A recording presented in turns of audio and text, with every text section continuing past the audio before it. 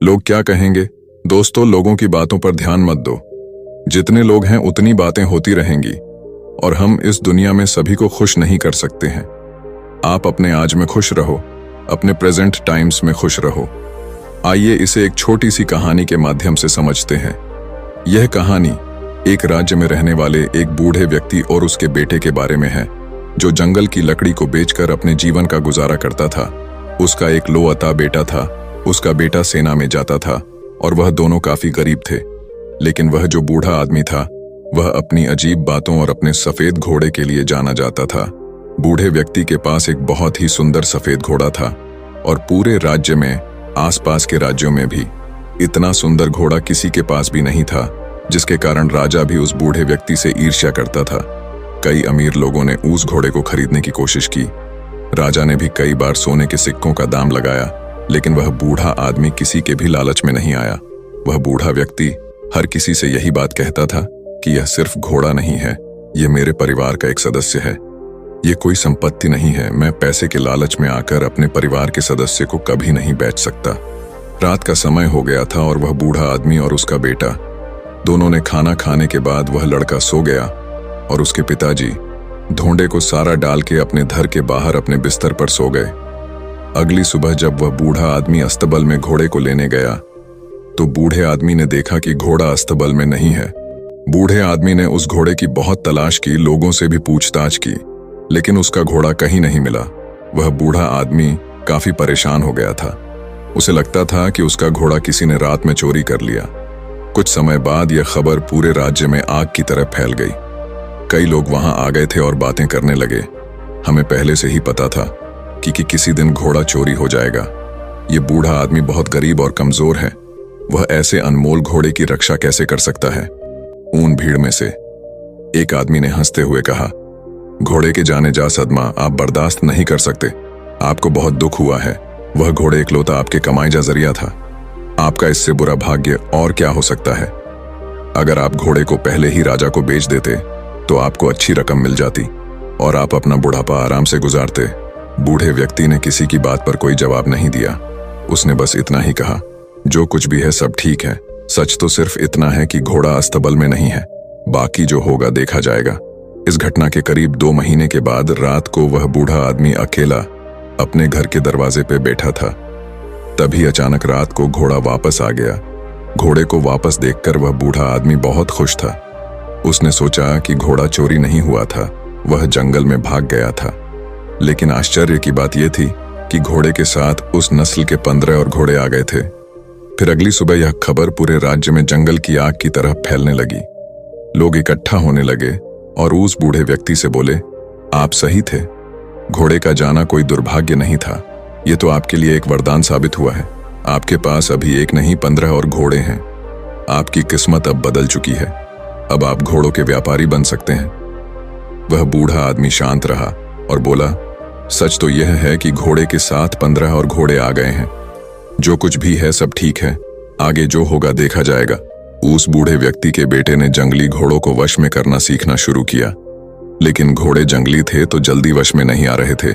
लेकिन सिर्फ 3 दिन के बाद लड़का जंगली घोड़े पर बैठकर घोड़े को वश में करने का प्रयास कर रहा था, पर वो घोड़े से नीचे गिर गया और उसे काफी जख्म भी लगे थे और उसके पैर की हड्डियां टूट गईं। बूढ़े व्यक्ति ने देखा कि उसका बेटा नीचे गिरा पड़ा है और वो दर्द से चिल्ला रहा है। और फिर कुछ लोग उसे वेदजी के पास ले गए। लोग फिर इकट्ठे हुए और दुखी होकर बोले, आपके साथ बहुत बुरी चीजें हुई हैं। 15 घोड़े मिलना कोई आशीर्वाद नहीं था, बल्कि अभिशाप था। आपके इकलौते बेटे का पैर टूट चुका है। अब उसकी शादी कैसे होगी? गरीब आदमी बदकिस्मत है। लेकिन वह बूढ़ा आदमी लोगों की बातों से प्रभावित नहीं हुआ। उस बूढ़े आदमी ने कहा, सच तो यह है कि बेटे ने एक पैर खो दिया है। यह भी सच है कि अब मुझे उसके बुढ़ापे में उसकी मदद करनी होगी। लेकिन जो कुछ भी है सब ठीक है। आगे जो होगा देखा जाएगा। कुछ समय बाद राजा के पड़ोसी दुश्मनों ने एक विशाल सेना के साथ राज्य पर हमला कर दिया। राजा को अपने सेना को तैयार करने का भी समय नहीं मिला। राजा की सेना अचानक हुए हमले के कारण कमजोर पड़ने लगी। इसलिए राज्य के सभी युवाओं को भी न चाहते हुए जबरदस्ती सेना में ले लिया गया। राजा और उसकी प्रजा युद्ध दुश्मन का सामना कर रहे और दूसरी तरफ लेकिन उस बूढ़े आदमी का बेटा बच गया क्योंकि वह लंगड़ा था। लोग रोते हुए बूढ़े आदमी के घर जमा होने लगे। लोगों ने उनसे कहा, आप सही थे, आपके बेटे का टूटा हुआ पैर आपके लिए आशीर्वाद साबित हुआ है। उसे युद्ध में नहीं जाना पड़ा, लेकिन हम सभी बहुत परेशान हैं। हमारे बच्चे अब चले गए हैं। हमें नहीं पता कि वे युद्ध से वापस आएंगे या नहीं। हम सभी जानते हैं कि आप सुख और दुख में एक से रहते हैं, लेकिन आप यह कर कैसे लेते हैं? बूढ़े व्यक्ति ने कहा, सबसे पहले सच को समझो। सच सिर्फ इतना है कि तुम्हारे बेटे मातृभूमि की सेवा करने गए हैं। शायद यह तुम्हारी इच्छा नहीं थी, फिर भी वे चले गए। यह दुर्भाग्य है या सौभाग्य, कोई नहीं जानता। वह आगे बोला, जब तक आप लोग चीजों को अच्छा या बुरा कहने की आदत नहीं छोड़ेंगे, तब तक आप परेशान होते रहेंगे। भाग्य की देखभाल क्यों करनी है? अगर करना ही है तो अपने कार्यों का ध्यान रखें, अपने विचारों का ध्यान रखें और खुशी से जीवन जीते रहें। लाभ हानि भाग्य, यह जीवन के छोटे से छोटे हिस्से हैं। जिस तरह आप एक लाइन को पढ़कर पूरी किताब नहीं समझ सकते, उसी तरह आप एक घटना के आधार पर यह कैसे तय कर सकते हैं कि जीवन अच्छा है या बुरा, जो हमारे नियंत्रण में नहीं है। हम उसके बारे में राय बनाते हैं और अर्थहीन निर्णय देकर परेशान हो जाते हैं। जीवन की छोटी छोटी घटनाओं के बारे में निष्कर्ष निकालने के बजाय वर्तमान पल में रहे। जीवन इसी वर्तमान में है। खुश रहे और अपना काम करते रहे।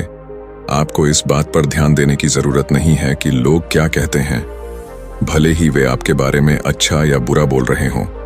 यदि आप इस बात पर ध्यान देते हैं कि लोग क्या कहते हैं, तो आपका मन अपने आप बेचैन होने लगता है। इसलिए आपको अपने जीवन के महत्वपूर्ण कार्यों पर ध्यान देना चाहिए, जो आपको हमेशा आंतरिक खुशी देगा। बूढ़े आदमी के शब्दों ने लोगों को सोचने पर मजबूर कर दिया। शायद बूढ़ा सही था। लोगों को अपने बेटों की फिक्र तो थी ही, लेकिन अब उन्हें यह उम्मीद भी थी कि वह युद्ध जीतकर वापस जरूर आएंगे। साथ ही उन्होंने यह भी समझ लिया था कि जीवन में हर घटना एक कारण से होती है और अच्छे या बुरे फैसले समय के साथ बदल सकते हैं। सबसे जरूरी है कि वर्तमान में जीना और अपना कर्म करते रहना। और उसके बाद करीब 2 दिन बाद राजा ये युद्ध जीत गया, लेकिन उस युद्ध में काफी सैनिक और वह नौजवान घायल हो चुके थे। सब लोग उन्हें वापस देखकर बहुत खुश थे और वह बूढ़ा आदमी और उसका बेटा दोनों वर्तमान में आराम से जीने लगे। दोस्तों, इस कहानी से हमें यह सीख मिलती है कि लोगों की बातों पर ध्यान मत दो। जितने लोग हैं उतनी बातें होती रहेंगी और हम इस दुनिया में सभी को खुश नहीं कर सकते हैं। अपने आज में खुश रहो, अपने प्रेजेंट टाइम्स में खुश रहो। इसीलिए जो आपको सही लग रहा है, जिसमें आपका फायदा है, उस बात का अपने दिमाग के आधार पर सही फैसला लो। लोग आज कुछ कहते हैं तो कल कुछ और। इसीलिए हमें लोगों पर नहीं बल्कि अपने काम पर ध्यान देना है, अपनी मंजिल पर ध्यान देना है और आगे बढ़ते रहना है। अगर हम इसी तरह लोगों की बातें सुनते रहे तो हम कभी भी आगे नहीं बढ़ पाएंगे और इनकी बातों में उलझ कर रह जाएंगे। दोस्तों, आपने आज के इस वीडियो से क्या सीखा, वह मुझे आप कमेंट में बता सकते हैं। इसी के साथ में उम्मीद है कि आपको आज की वीडियो पसंद आई होगी, तो इस वीडियो को उस इंसान को शेयर करें जिससे यह कहानी सुनने की जरूरत है और उसी के ठीक बाद चैनल को सब्सक्राइब करें। तो चलिए फिर मिलते हैं ऐसी एक और नई वीडियो में एक नए मैसेज के साथ। तब तक के लिए अपना ख्याल रखिए। धन्यवाद और नमो बुद्धाय।